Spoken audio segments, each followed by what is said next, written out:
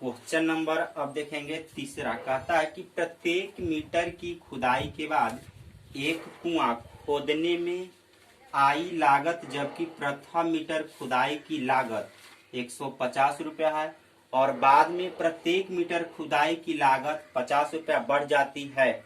यानी कहने का मतलब ये भी क्वेश्चन पूछ रहा है कि यह जो है से एपी में है या नहीं। यानी पहले से जो है से आपका 150 रुपया लागत दिया हुआ है और कह रहा है कि प्रत्येक पर यानी सब पर जो है से पहला पर, दूसरा पर, तीसरा पर, इसमें जो है से A1 में भी 150 है, फिर अगला A2 में भी वही, यानी सब में जो है से खुदाई के बाद सब पर जो है से 50 रुपया बढ़ रहा है।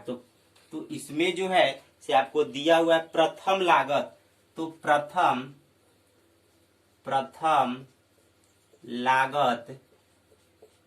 लागत मूल्य 150 रुपया। अब कह रहा है कि सब पर 50 रुपया है, यानी बढ़ जाता है तो इसमें भी 50 रुपया बढ़ेगा। तो जब इसमें 150 और फिर 50 तो हो गया आपको 200 रुपया प्रथम के लिए। अब दूसरा के लिए तो दूसरा का लागत मूल्य यानी 200 प्लस 50 बराबर 250। अब तीसरे का लागत मूल्य, तो तीसरे का लागत मूल्य इसमें भी जो है से 250 प्लस फिर भी इसमें 50 जोड़ेंगे हम लोग तो होगा 300। अब जो है से चौथे का लागत मूल्य, तो चौथे का भी जो है से चौथा का लागत मूल्य, तीसरा में चौथा को जोड़ना है तो 300 प्लस 50 बराबर 350। अब जो है यह एक श्रृंखला तैयार हुआ। तो इस श्रृंखला को हम लोग देखते हैं। यह श्रृंखला जो है से 200, 250, 300, 350। अब जो है से इसमें हम लोग देखेंगे कि यह जो है से एपी के रूप में है या नहीं। यदि यह एपी के रूप में है तो क्यों है, इसका सार्वअंतर बराबर है या नहीं है। तो यह जो है से इसको चेक करते हैं। तो सब में जो है से वैल्यू को तो पहले घटाना पड़ेगा। तो 250 यानी इसमें लग रहा है यह अतः यह एपी में है, क्योंकि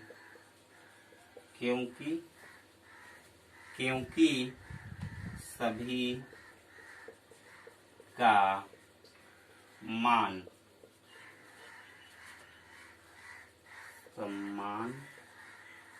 समान है, इसलिए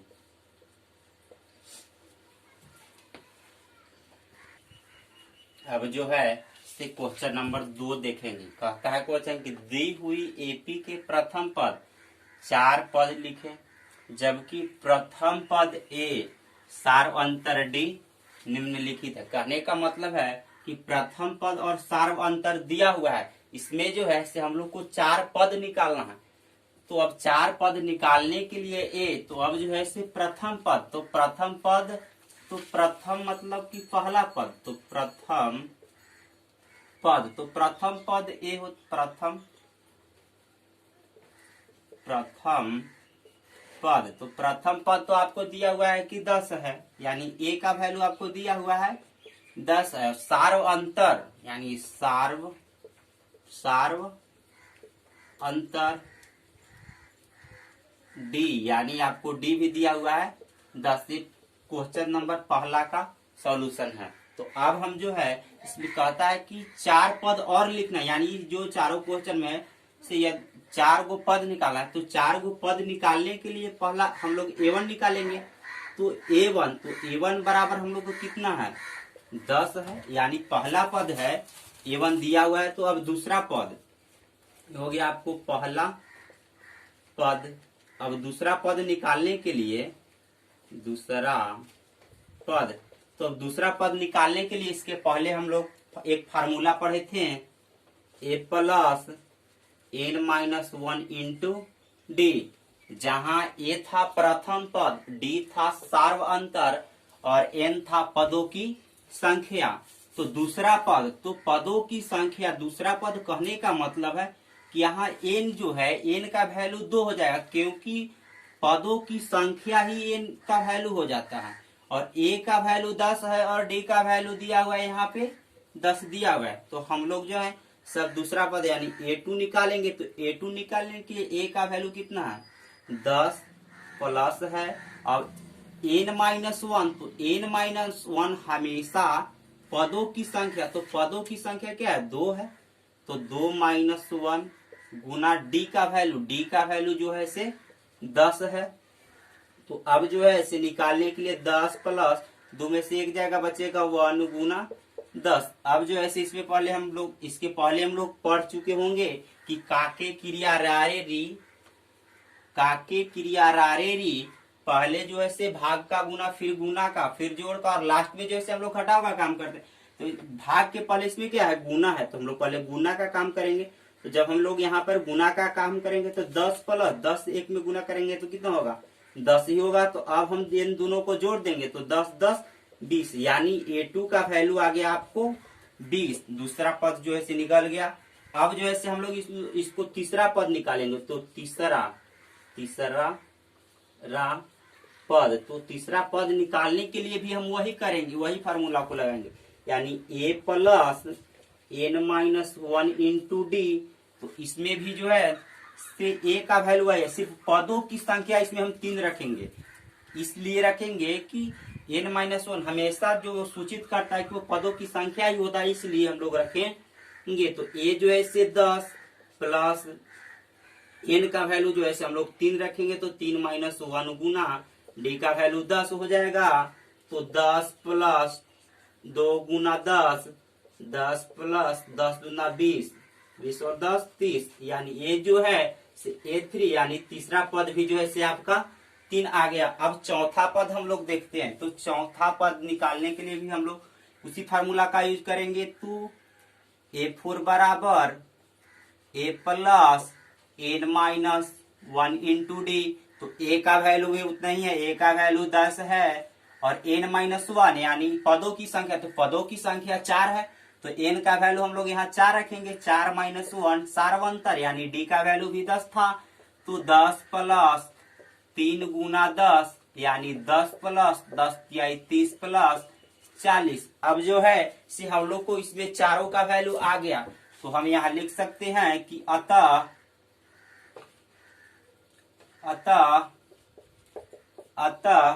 पहला पद 10, दूसरा पद 20, तीसरा पद 30 और चौथा पद 40 है।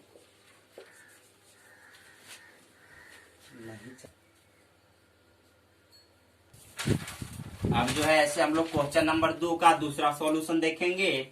तो इसमें भी वही निकालना है।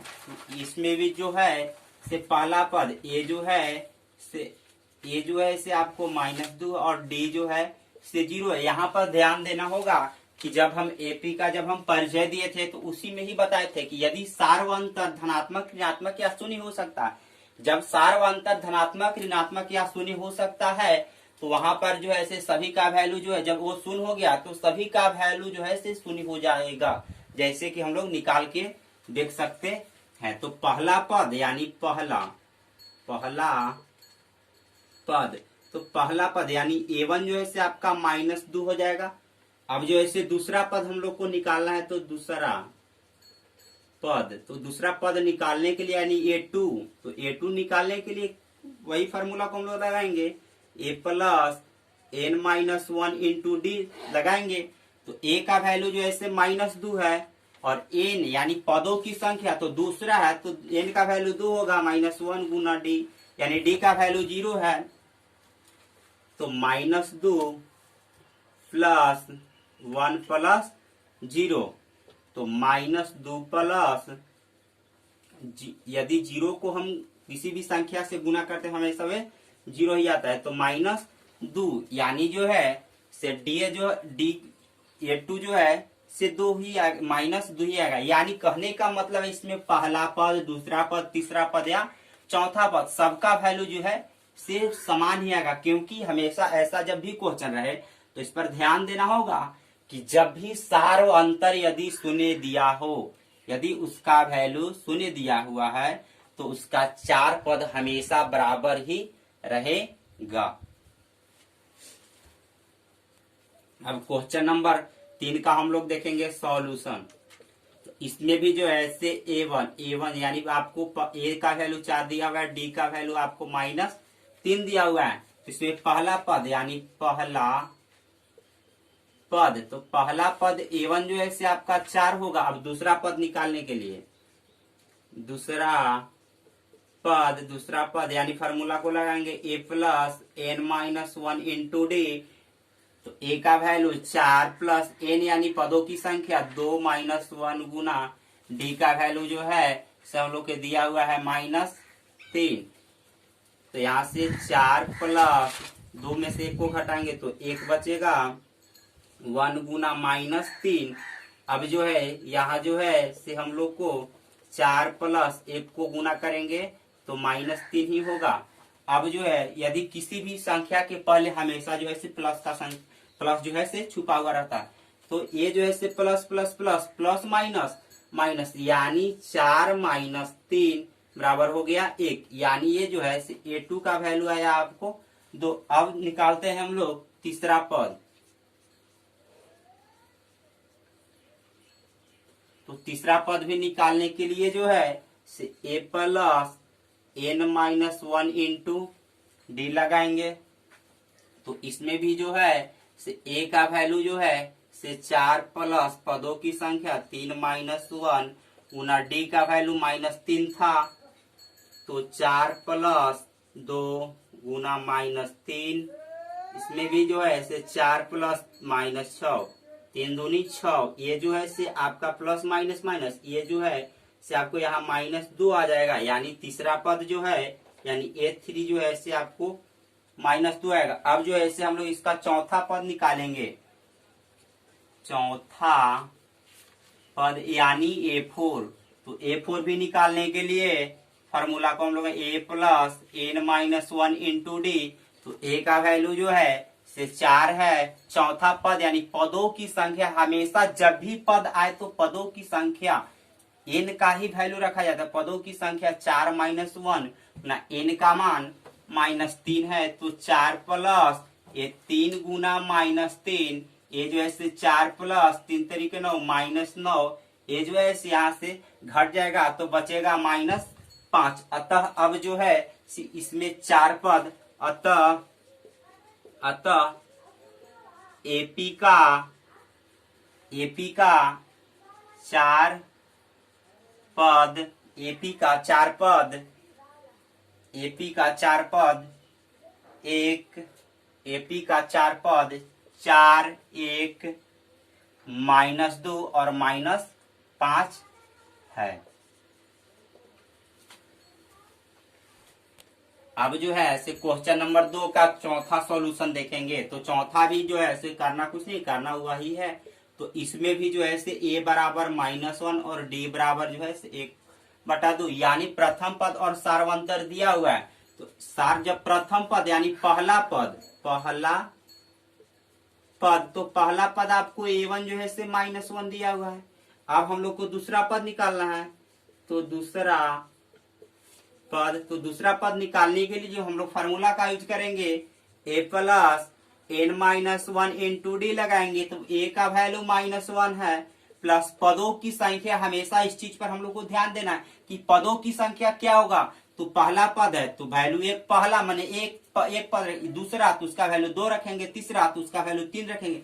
एक वैल्यू जो है हमेशा n की जगह ही रखेंगे, ऐसा नहीं कि d की जगह रखेंगे, क्योंकि d और a का वैल्यू तो दिया हुआ है। तो दूसरा पद यानी कहने का मतलब है कि 2 -1 गुना d का वैल्यू जो है 1/2 दिया हुआ है। तब हम लोग निकालेंगे -1 प्लस 1 गुना 1/2 यानी 1 प्लस 1/2 बराबर जो है से माइनस, ये जो है इसको अब हम भीम को जो घटा बनाएंगे तो ये आ जाएगा -1/2 आएगा। ये हो गया आपको दूसरा पद। अब जो है से तीसरा पद हम लोग निकालेंगे, तीसरा पद। तो तीसरा पद निकालने के लिए जो है से फिर फॉर्मूला लगाएंगे a+n-1 इंटू डी। तो a का वैल्यू है -1 प्लस तीसरा पद यानी 3 - 1 गुना 1/2, तो -1 प्लस 2 गुना 1/2, तो 2 प्लस 1/2। इसको भी हम लोग बनाएंगे। तो इसका यदि जब हम लोग एलसीएम लेंगे तो 2 होगा, 2 होगा। यहाँ पे कुछ संख्या नहीं है तो 1 होगा, यानी 2 - 1, यानी यहाँ प्लस और यहाँ है माइनस का चिन्ह और यहाँ है प्लस का चिन्ह, तो प्लस माइनस माइनस, यानी ये हो जाएगा आपको 1/2 तीसरा पद। अब देखेंगे हम लोग चौथा पद। तो चौथा पद निकालने के लिए भी a का वैल्यू फिर फार्मूला हम लोग लगाएंगे a+n-1 इंटू डी। ए जो है से -1 प्लस n जो है 4 - 1 और d का वैल्यू जो है से 1/2 दिया हुआ है। तो -1 प्लस 3 गुना 1/2। तो ये जो है -1 था ना यहाँ पे, तो ये जो है आ जाएगा -1 प्लस 3/2। तो यहाँ पर भी एलसीएम जो है यहाँ 2 होगा, तो -2 प्लस 3 प्लस माइनस हो जाएगा। यहाँ पर जो है से -1/2, यानी चौथा पद भी जो है से 1/2। तो लिखेंगे कि अतः